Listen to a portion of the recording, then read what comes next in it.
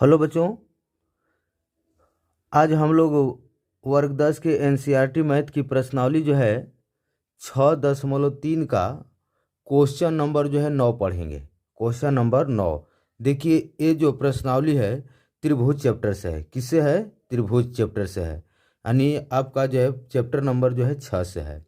ठीक, इसका जो है 9वां क्वेश्चन क्या कह रहा है, सबसे पहले हम लोग क्वेश्चन को पढ़ लेते हैं।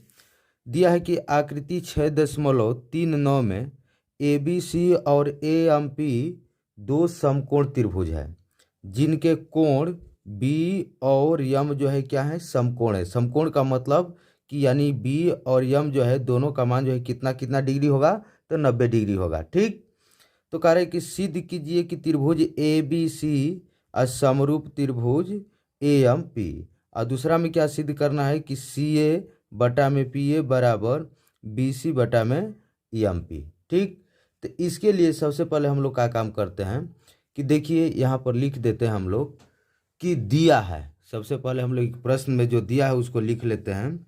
दिया है, दिया है, क्या दिया है, तो देखिए यहाँ पर लिख देंगे कि आकृति में क्या चीज, तो ए बी सी और ए एम पी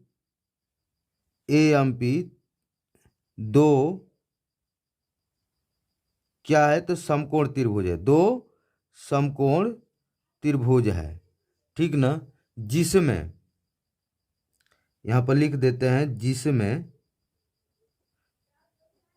कोण बी अब बराबर कोण यम, कोण बी बराबर कोण क्या हो जाएगा, यम बराबर कितना, तो 90 डिग्री है। कितना है? 90 डिग्री है, क्योंकि यह बी और यम दोनों क्या है, समकोण त्रिभुज है। तो कितना का हो जाएगा, तो 90 डिग्री है। ठीक, तो हमको अब सिद्ध क्या करना है, तो यहाँ पर लिख देते हैं कि सिद्ध करना है, सिद्ध करना है पहला में त्रिभुज ए बी सी, त्रिभुज ए बी सी समरूप त्रिभुज क्या हो जाएगा, तो ए एम पी।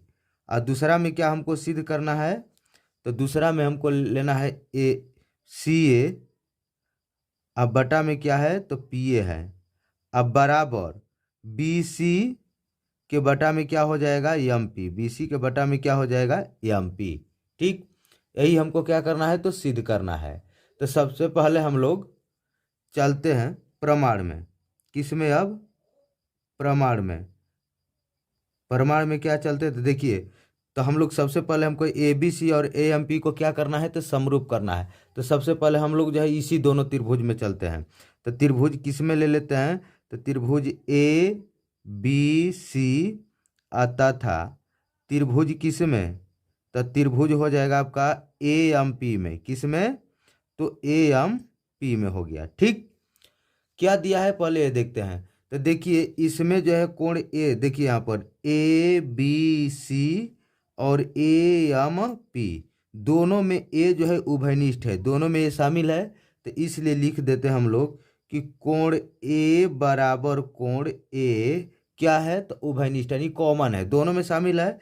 तो कोण ए बराबर कोण ए क्या लिख देते हैं, तो यहाँ पर लिख देते हैं उभयनिष्ठ है। क्या है? उभयनिष्ठ है, उभयनिष्ठ है। अब इसके बाद देखिए क्या, तो कोण ए बी सी, कोण ए बी सी अब बराबर कोण, देखिए यहाँ पर ए बी सी यानी कोण बी, बी कितना है, 90 डिग्री है। इसमें क्या है, तो कोण ए एम पी, एम कितना है, 90 डिग्री है। तो यहाँ पर दोनों लिख देते हैं कोण ए बी सी अब बराबर कोण क्या हो जाएगा, तो ए एम पी बराबर कितना, तो 90 डिग्री। क्यों? तो ये दोनों क्या है, तो समकोण है। दोनों क्या है बच्चे, समकोण है। ठीक, अब देखिए, अब जब एक त्रिभुज का दो कोण अगर बराबर हो गए तो तीसरा कोण अपने आप क्या होता है, तो बराबर होता है। तो इसमें हम लोग क्या लिख देते हैं, अब देखिए अब कोण इसमें का हो जाएगा ए बी सी में का कोण ए सी बी, देखिए ए कोण और इसमें का ये कोण बचा है, तो दोनों कोण का होगा तो बराबर होगा, क्योंकि एक त्रिभुज के जब दो कोण दूसरे त्रिभुज के दो कोण बराबर हो जाते हैं तो तीसरा कोण अपने आप क्या होता है, बराबर होता है, यानी जो शेष कोण होंगे वो भी बराबर होंगे। इसलिए लिख देते हैं हम लोग क्या चीज़, तो लिख देंगे कोण इसमें का ए सी बी क्या हो जाएगा, तो कोण ए सी बी, अब बराबर कोण इसमें का क्या हो जाएगा, तो ए पी एम कोण हो जाएगा ए पी एम बराबर क्या लिख देते हैं यहाँ पर, तो देखिए ये जो है शेष कोण है, क्या है, शेष कोण है।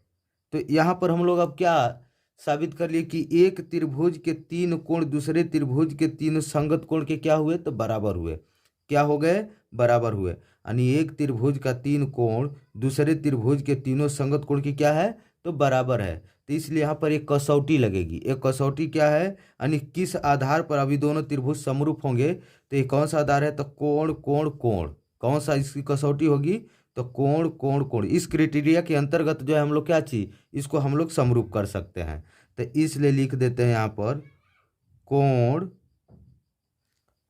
कोण कोण, अब कोष्टक में लिख लेते हैं क्या चीज, तो एंगल एंगल एंगल समरूपता, इस तरह से हम लोग लिख लेते हैं समरूपता प्रमेय से, समरूपता प्रमेय से, ठीक, समरूपता प्रमेय से, तब दोनों त्रिभुज क्या हो जाएंगे, तो समरूप हो जाएंगे। इसलिए लिख देते हैं त्रिभुज एम पी, या पहले ए बी सी है, चलिए उसमें कोई दिक्कत नहीं है, लिख देते हैं क्या हो जाएगा कि पहले हमको यहाँ पर जो हम लोग प्रमाण में लेकर चले हैं, अब वह त्रिभुज दोनों त्रिभुज क्या हो जाएंगे, तो समरूप हो जाएंगे। यही दोनों त्रिभुज को लेकर चले थे, तो दोनों त्रिभुज क्या हो जाएंगे, तो समरूप हो जाएंगे इस कसौटी के अनुसार। तो इसलिए लिख दिए त्रिभुज क्या हो जाएगा, तो ए बी सी असमरूप त्रिभुज क्या हो जाएगा, एम पी, यानी पहला भाग जो है क्या हो गया हमारा, प्रूव्ड हो गया, पहला भाग क्या हो गया, प्रूव्ड हो गया, ठीक। अब चलते हमको दूसरा भाग हमको साबित करना था, तो यहाँ पर लिख देंगे कि चूंकि देखिए क्या कि आपको मालूम है कि ए बी सी त्रिभुज ए बी सी असमरूप त्रिभुज क्या है, तो एम पी है, ठीक। तो जब समरूप त्रिभुज है तो आपको मालूम है कि समरूप त्रिभुजों की संगत कोण बराबर होते हैं, तो संगत भुजाएं क्या होगी, समानुपाती होगी, तो संगत भुजा इसकी समानुपाती हो जाएगी। तो कैसे समानुपाती होगी, तो देखिए अब यहाँ पर हम लोग लिख सकते हैं, इसमें क्या है, तो सी ए, इसमें क्या है, तो सी ए, तो इसमें का क्या हो जाएगा, तो पी ए हो जाएगा, सी ए के बटा में क्या हो जाएगा, पी ए, यहाँ पर लिख लेते हैं हम लोग सी ए के बटा में क्या, तो पी ए, इसलिए लिख देते हैं सी ए के बटा में क्या हो जाएगा, पी ए, अब बराबर, अब देखिए अब क्या हो जाएगा, तो अब यहाँ पर आप देख रहे हैं बी सी है, ये ना बी सी है, यहाँ पर बी सी है, तो बी सी के बटा में क्या हो जाएगा बच्चे, तो अब हो जाएगा आपका एम पी, बी सी के बटा में क्या हो जाएगा, एम पी, तो यहाँ पर लिख लेते हैं बी सी के बटा में एम पी, ठीक। ये दूसरा भाग भी क्या हो गया, तो प्रूव्ड हो गया, दूसरा भाग भी क्या हो गया, प्रूव्ड हो गया, ठीक। अब देखिए हमको यही लिखना था, तो अब हम लोग क्या काम करते हैं, देखिए आपको अगर यहाँ पर समझ में नहीं आया है तो यहाँ पर हम लोग लिख लेते हैं पहले त्रिभुज ए बी सी, पहले त्रिभुज क्या ले लेते हैं यहाँ पर, देखिए नहीं छोड़ दीजिए, यहाँ पर हो गया आपका क्वेश्चन, यही हमको दो ही को सिद्ध करना था, तो ये दोनों त्रिभुज है क्या हो गए, दोनों हमको जो सिद्ध करना था वो हम प्राप्त कर लिए, यही क्या हो जाएगा आपका जो है साध्य उत्पन्न हो गया। अगर इस तरह का अगर क्वेश्चन आएगा तो आप जो है इस कसौटियों का प्रयोग कर जो है आप क्वेश्चन को हल कर सकते हैं, अर्थात सिद्ध कर सकते हैं, ठीक।